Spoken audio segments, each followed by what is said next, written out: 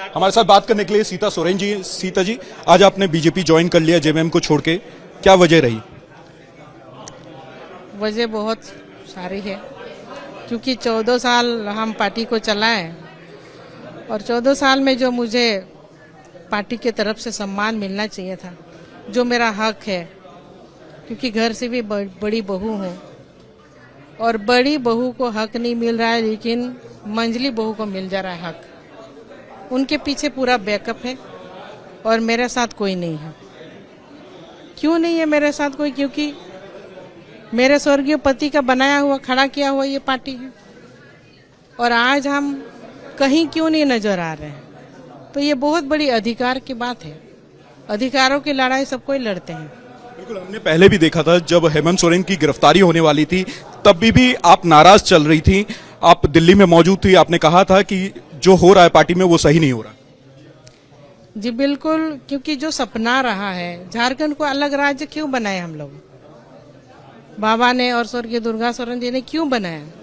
क्योंकि वहाँ के कई दबे कुचले लोग हैं, हमारे गरीब आदिवासी लोग हैं।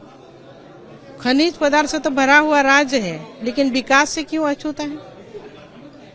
वहाँ के लोग आए दिन पलायन कर रहे हैं, बाहर नौकरियों के लिए जाते हैं और उनके साथ कई ऐसे घटनाएं होती है, कई लोग तो लौट भी नहीं पाते।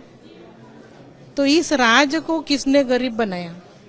24 साल में भी हम सुधारने के दिशा में नहीं है, तो एक बड़ा फैसला, बड़ा निर्णय लेना होगा हमको, मैंने सोचा। और ये विकास कहाँ से होगा, किस तरह से होगा? मोदी जी का सोच को देखते हुए, जिस तरह से पूरा भारत के लिए मोदी जी काम कर रहे हैं, भारत को किस तरह से विकसित राज्य बनाया जाए, देश और दुनिया में उनका चर्चा होता है। हेमंत सोरेन ईडी के गिरफ्त में हैं, लगातार उन पे भ्रष्टाचार के अलग अलग आरोप लग रहे हैं, क्या कहेंगे उस पे? देखिए, ये तो जुडिशियल मैटर है, आरोप है तो कार्रवाई होगी ही।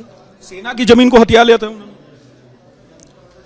अब उस पर भी, वो भी जुडिशियल मैटर है, तो वो तो कार्रवाई हो ही रही है, जिसके कारण वो जेल गए हैं।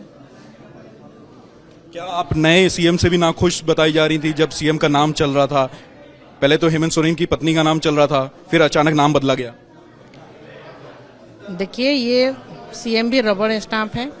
जो पिछले समय जो हेमंत जी सीएम थे, पूर्व सीएम है अभी, उस समय जो चल रहा है अभी भी वही चल रहा है। तो मैंने कहीं से भी ऐसा कुछ देखा नहीं कि आप कुछ नया होने वाला है, इसीलिए मुझे ये फैसला लेना आएगा। झारखंड में बदलाव आएगा, आप अब बीजेपी में शामिल हो चुकी हैं।